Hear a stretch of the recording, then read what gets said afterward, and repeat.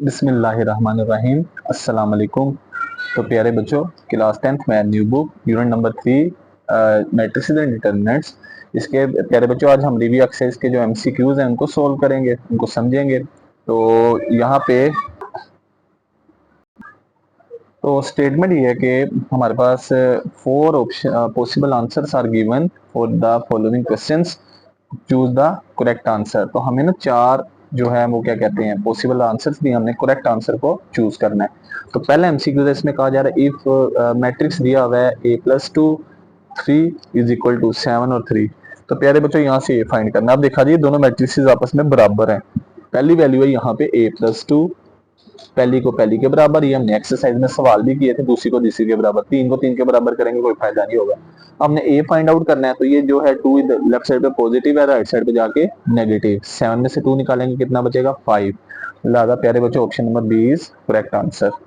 MCQ number 2, इसमें कहा जा रहा है ए मैट्रिक्स दिया हुआ है 3 5 0 इज यहाँ पे बताना ये 4 ऑप्शन है, इनमें से कौन सा मैट्रिक्स है। प्यारे बच्चों अब गौर किया जाए, इस मैट्रिक्स में सिर्फ और सिर्फ एक रो है। तो हमने डेफिनेशन पढ़ी थी, ऐसा मैट्रिक्स जिसमें सिर्फ और सिर्फ एक रो हो उसको क्या कहते हैं, रो मैट्रिक्स। तो लिहाजा इसका कौन सा ऑप्शन करेक्ट होगा, option number A is correct answer. Third part, इसमें लिखा हुआ है मैट्रिक्स बी बराबर दिया हुआ है मैट्रिक्स 2 3। इस मैट्रिक्स का नाम बताना है, is fill in the blanks पूरी करनी है, इस मैट्रिक्स का नाम बताना है। अब गौर किया जाए प्यारे बच्चों, इसमें कॉलम गिनते हैं कितने हैं, इसमें एक कॉलम। ऐसा मैट्रिक्स जिसमें एक कॉलम हो उसमें को कहते हैं कॉलम मैट्रिक्स। अब ए ऑप्शन में लिखा आइडेंटिटी। आइडेंटिटी की शर्त होती है डायगोनल में 1 1 आता है और नॉन डायगोनल एंट्री 0 0 होती है। ऐसा पॉसिबल आइडेंटिटी तो हो नहीं सकता। स्केयर भी नहीं हो सकता क्योंकि स्केयर में रोज और कॉलम बराबर होते हैं, इसमें रो 2 है कॉलम 1 है। रो भी नहीं हो सकता क्योंकि रो मैट्रिक्स में सिर्फ और सिर्फ एक रो होती है। कॉलम मैट्रिक्स हो सकता है क्योंकि इसमें सिर्फ और सिर्फ एक कॉलम है। तो option number D is correct answer. चौथा पार्ट, एम बराबर दिया हुआ है।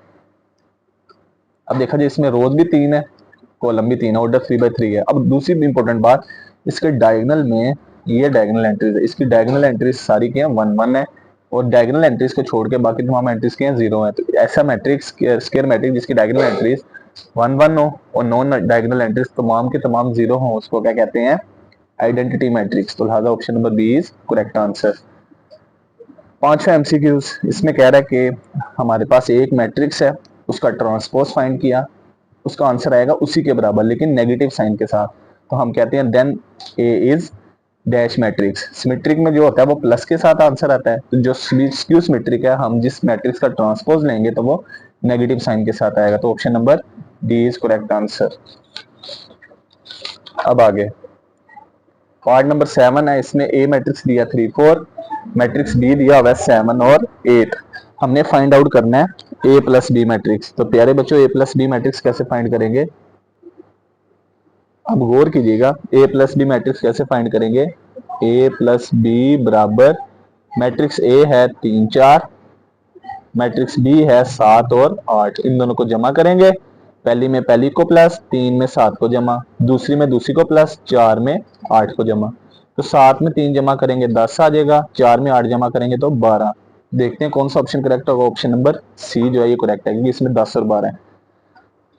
सातवां एमसीक्यू, इसमें पूछा जा रहा है ए मैट्रिक्स दी है 3 4 वही वैल्यूज हैं, बी मैट्रिक्स दी है 7 और 8, बी माइनस ए। मैट्रिक्स बी में से ए को माइनस करेंगे तो बी माइनस ए फाइंड आउट करते हैं। पहले बी की वैल्यू लिखेंगे फिर मैट्रिक्स ए की वैल्यू। तो दो मैट्रिक्स के एडिशन सब्ट्रैक्शन और इक्विवेलेंस के लिए दोनों का ऑर्डर सेम होना जरूरी है। पहली में से पहली को निकालेंगे 7 में से 3 को, दूसरी में से दूसरी को 8 में से 4 को। 7 में से 3 निकालें 4, 8 में से 4 निकालें 4। तो ऑप्शन नंबर कौन सा करेक्ट होगा, ऑप्शन नंबर सी जो है ये करेक्ट आंसर। आठवां एमसीक्यूज, प्यारे बच्चों 8वें एमसीक्यूज में है कि हमने ना एडिटिव इनवर्स बताना है किस मैट्रिक्स का, 3 और 4 का। अब प्यारे बच्चों एडिटिव इनवर्स कैसे निकालते हैं कि हमारे पास कोई भी मैट्रिक्स हो, मिसाल के तौर पे ए बी सी डी, हम इसका नेगेटिव से मल्टीप्लाई करेंगे, साइन चेंज, ए प्लस का माइनस में, बी प्लस का माइनस में, सी प्लस का माइनस में, डी प्लस का माइनस में। अब गौर किया जाए हमारा जो गिवन मैट्रिक्स दिया वो है 3 4। अगर हम इसका ट्रांसपो एडिटिव इनवर्स निकालेंगे तो देखा जाए 3 के शुरू में कोई साइन प्लस है, ये 3 प्लस का माइनस में चेंज हो जाएगा, 4 प्लस का भी माइनस में। तो लिहाजा कौन सा ऑप्शन करेक्ट होगा? Option number B is correct answer.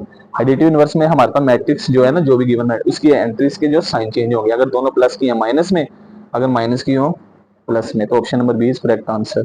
आगे पार्ट नंबर 9 है, इसमें कहा जा रहा है ए मैट्रिक्स दिया 312 और 313 202, ऑर्डर बताना है ए ट्रांसपोज का।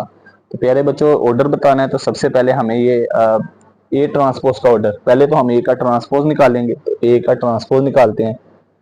ए ट्रांसपोज 313 202, इसका भी ट्रांसपोज। तो प्यारे बच्चों ट्रांसपोज में क्या होगा? ये फर्स्ट रो फर्स्ट कॉलम में change, second row second column में चेंज। जब हम किसी मैट्रिक्स का ट्रांसपोज निकालते हैं तो उसकी रोज जो है वो कॉलम में चेंज, कॉलम रो में। तो ये हमारे पास पहली रो पहला कॉलम, दूसरी रो दूसरा कॉलम। अब इसका ऑर्डर बताते हैं। इसमें रोज की तादाद कितनी है? 3 है। कॉलम की तादाद कितनी है? 2 है। तो लिहाजा फिर कौन सा ऑप्शन करेक्ट होगा? यहाँ से ऑप्शन नंबर जो है हमारे पास 3/2 ए वाला ऑप्शन करेक्ट होगा। तो इस एमसीक्यूज में क्या था? पहले हमारे पास एक मैट्रिक्स ए दिया था, हमने ऑर्डर बताना है ए ट्रांसपोज का, तो पहले हमने ए का ट्रांसपोज लिया, फिर उसके बाद उसका ऑर्डर। और जब भी मैट्रिक्स का ऑर्डर बताते हैं पहले रोज की तादाद आती है फिर कॉलम की। तो रोज थी 3, कॉलम थे 2, 3/2 आंसर।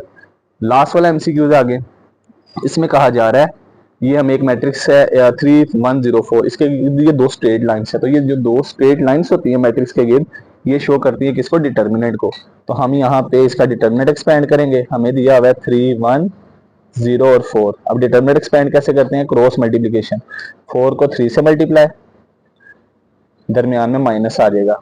4 को 3 से मल्टीप्लाई, दरमियान में माइनस, 0 को 1 के साथ मल्टीप्लाई। अब मल्टीप्लाई करते हैं तो 3 4 12, दरमियान में 0 मल्टीप्लाई 1 0, दरमियान में हमेशा 0 लगाना है। अब प्यारे बच्चों 12 में से 0 माइनस करेंगे तो +12 आएगा। अब यहाँ पे देखते हैं हमारे ऑप्शन में ए वाला ऑप्शन 11, तो 12 कौन सा ऑप्शन करेक्ट होगा? फिर option number B is correct answer.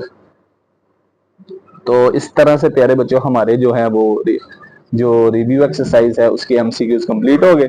तो उम्मीद करते हैं आज की वीडियो बड़ी अच्छी लगी होगी। इस तरह की मजीद वीडियोस के लिए चैनल को सब्सक्राइब करना ना भूलिएगा।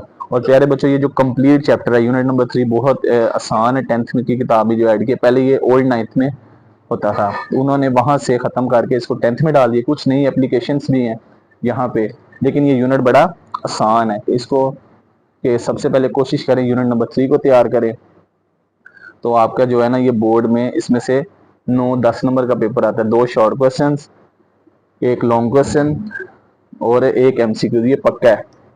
तो इसकी जो पूरी प्लेलिस्ट है वो भी यूट्यूब पे पूरे लेक्चर मौजूद है, आप वहां से देख सकते हैं। तो प्यारे बच्चों वीडियो अच्छी लगे तो अच्छा सा कमेंट करना ना भूलिएगा, साथ में चैनल पे नए तो सब्सक्राइब करना ना भूलिएगा। अल्लाह हाफिज।